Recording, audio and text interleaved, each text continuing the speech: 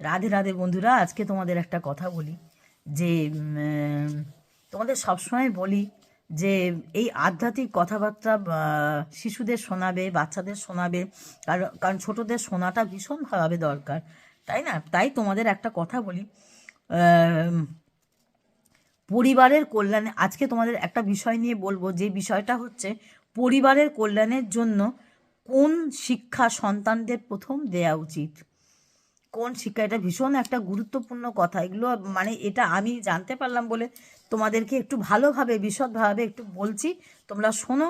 কারণ তোমাদের মানে সকলেরই বাড়িতে কোনো না কোনো ছোট বাচ্চা তো আছেই। হ্যাঁ, এগুলো তাদের জানা দরকার, তাদের শেখানো দরকার, গুরুজনদের এগুলো জানা দরকার। হ্যাঁ, বিশেষ করে মা বাবার এগুলো ভীষণভাবে জানা দরকার।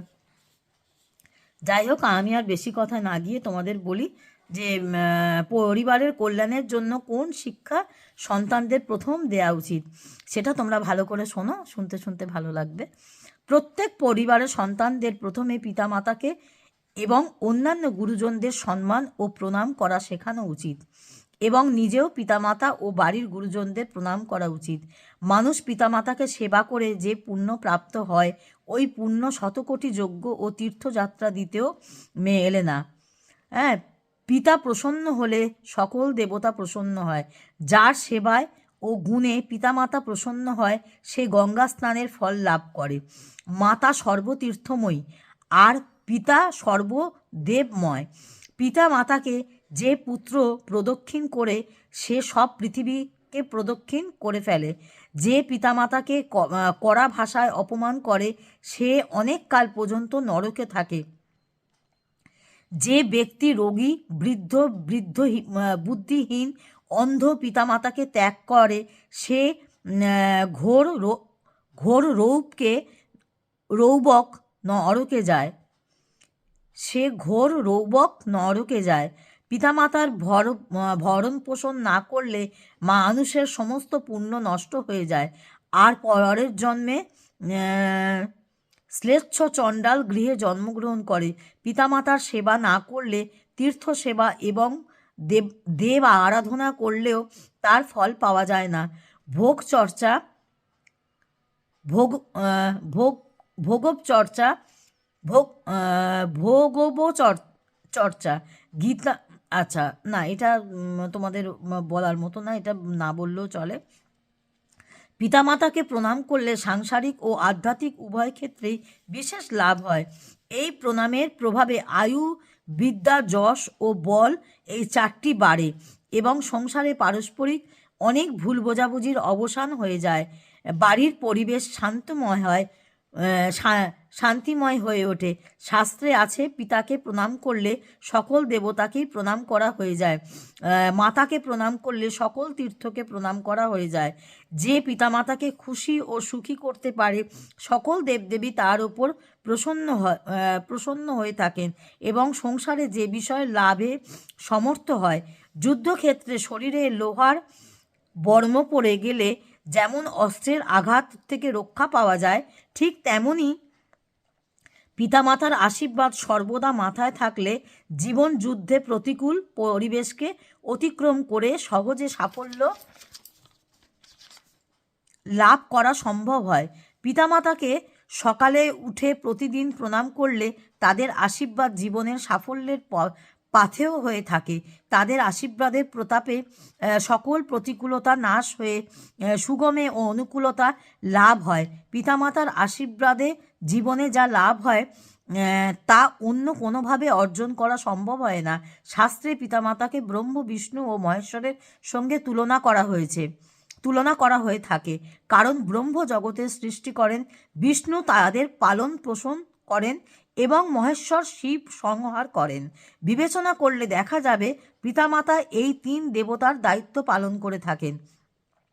পিতামাতা সন্তানের জন্ম দিয়ে তাদের পালন পোষণ করেন এবং অন্যায় কাজ দণ্ডবিধান করেন। সন্তানীদের সঠিক পথে পরিচালনা করার দায়িত্ব নিষ্ঠার সঙ্গে পালন করে থাকেন। পিতামাতার চরণে যে মাথায় নোয়ায়, অর্থাৎ প্রণাম করে, সংসারে তার অন্য কোথাও মাথা নোয়াতে হয় না এবং অপমানিত হতে হয় না। আর পিতামাতার চরণে যে মাথা নোয়ায় না, অর্থাৎ প্রণাম করে না। সংসারে তাকে বারে বারে মাথা নোয়াতে বা অপমানিত হতে হয়। যারা পিতামাতাকে ভালোবাসে ও শ্রদ্ধা করে তারা সমাজে সকলের শ্রদ্ধার পাত্র হন। কেউ যদি অন্যান্য দেবদেবীর আরাধনা না করে কেবল নিষ্ঠার সঙ্গে পিতামাতার সঙ্গে সেবা করে থাকে এবং তবে সেই সেবার প্রভাবেই তার মোক্ষ লাভ হয়ে থাকে। শাস্ত্রে এর অনেক প্রমাণ আছে। মহাভারতের কাছে কুরুক্ষেত্রের যুদ্ধ শুরু হওয়ার আগে যুধিষ্ঠির নিজের পক্ষের সকল সৈন্যকে শান্ত হওয়ার নির্দেশ দিয়ে সোজা গিয়ে ভীষ্ম, কুলগুরু ও দ্রোণাচার্যকে প্রণাম করেন। তাঁরা সকলে আশীর্বাদ করেন, বিজয় ভব, অর্থাৎ জয়ী হও। ভীষ্ম বললেন, যে যুধিষ্ঠির তুমি যদি প্রণাম না করে যুদ্ধ শুরু করতে তবে তোমার পরাজয় নিশ্চিত ছিল। আচ্ছা, ভীষ্ম বললেন, যুধিষ্ঠির তুমি যদি প্রণাম না করে যুদ্ধ শুরু করতে তবে তোমার পরাজয় নিশ্চিত ছিল, মানে তুমি হেরে যেতে আর কি। কিন্তু তুমি প্রণাম করে যুদ্ধ শুরু করেছো বলে তোমার যুদ্ধে হারায় কোনো ভয় রইল না। যুদ্ধে পাণ্ডবদেরই জয় হবে। প্রণামের দুটি নিয়ম আছে। প্রথমত, কাউকে প্রণাম করলে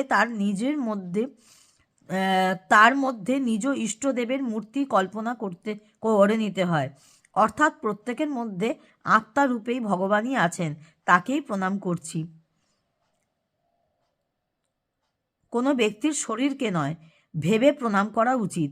যেমন দুর্গা প্রতিমার মাটির দিয়ে তৈরি হলেও প্রণাম করার সময় মাটির দিকে লক্ষ্য থাকে না, থাকে দুর্গা মায়ের স্বরূপের দিকে।